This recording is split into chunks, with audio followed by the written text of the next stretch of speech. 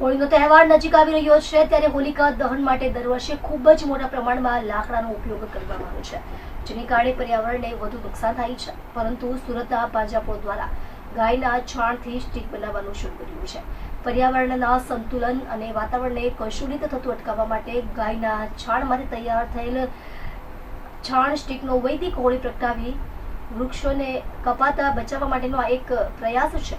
આ વર્ષે હોલિકા દહન પર લોકો લાકડાની જગ્યાએ ખાસ પાંજરાપોળમાં તૈયાર થયેલી ગૌકાષ્ઠનો ઉપયોગ કરવા જઈ રહ્યા છે, કારણ કે આ પર્યાવરણના લક્ષી છે. બીજી તરફ પાંજરાપોળની ગાયોને આનાથી લાભ પણ મળી જશે. પાંજરાપોળમાં રહેતી તરછોડાયેલી ગીર ગાય સહિત અન્ય 10,000 જેટલી ગાયોના છાણમાંથી 60 ટન એટલે 60,000 કિલોગ્રામ જેટલી ગૌકાષ્ઠ ખાસ મશીન થકી તૈયાર કરવામાં આવી છે.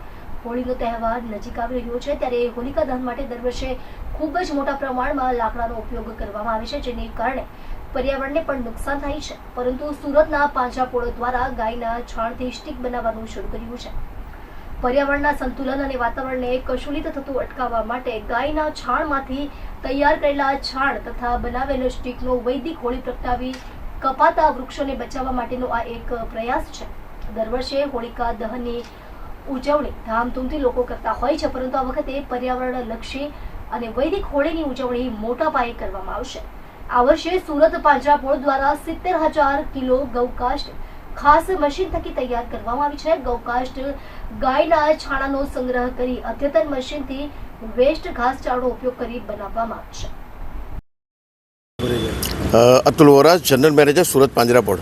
હમણાં આવનારી હોળીમાં કઈ રીતે હોળી પ્રાગટ્ય કરવા જઈ રહ્યું છે પાંજરાપોળ? સુરત પાંજરાપોળ છેલ્લા 250 વર્ષ જૂની સંસ્થા છે અને છેલ્લા 5 વર્ષથી આપણે ગાયના છાણમાંથી ગોબર સ્ટીક બનાવીએ છીએ કે જેનો વૈદિક હોળીમાં ઉપયોગ થાય છે.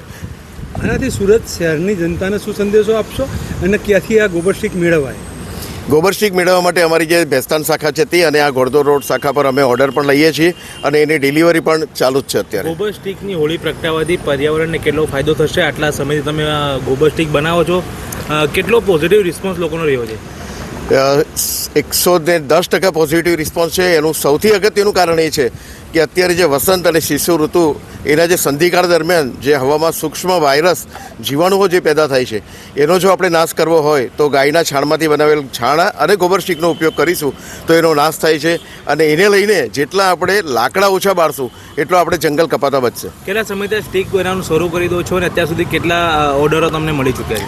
જનરલી આ કામ અમારે દિવાળી પછીથી આપણે ત્યાં અમારે ગોબર સ્ટીક બનાવવાનું શરૂ થઈ જાય છે અને અત્યાર સુધીમાં લગભગ 15 થી 20 ટનના ઓર્ડર લેવાઈ ગયા છે અને ડિલિવરી પણ ચાલુ છે અને આવનારા સમયમાં હજુ બીજા લગભગ 10 થી 15 ટન જેટલું પ્રોડક્શન થશે. શું ભાવ છે ગોબર સ્ટીકના ભાવની વાત કરીએ તો 20 થી 25 રૂપિયા કિલો છે. એટલે આપણે એ દ્રષ્ટિએ પણ લાકડાની જો કમ્પેરિઝન કરીએ કે જેનો 45 થી 50 રૂપિયા કિલો ભાવ છે તો એ પ્રમાણે પણ આપણને ખૂબ જ સસ્તું પડે છે. મેસેજ શું આપશો સુરતીઓને? સૌથી આનો મેસેજ એ છે કે આ જે બીજા બધા એના જે બેનિફિટ જોતા અને સૌથી વધારે તો ગાયોને જો આપણે જીવતી રાખવી હશે, ગાયોને જો બચાવ કરવો હશે તો ગાયના છાણમાંથી બનાવેલ જેટલો ગોબર સ્ટીકનો વધારે ઉપયોગ કરશું એટલી આપણે પાંજરાપોળોને અને ગૌશાળાઓને એને બીજી રીતે સહાયરૂપ થઈ શકશું.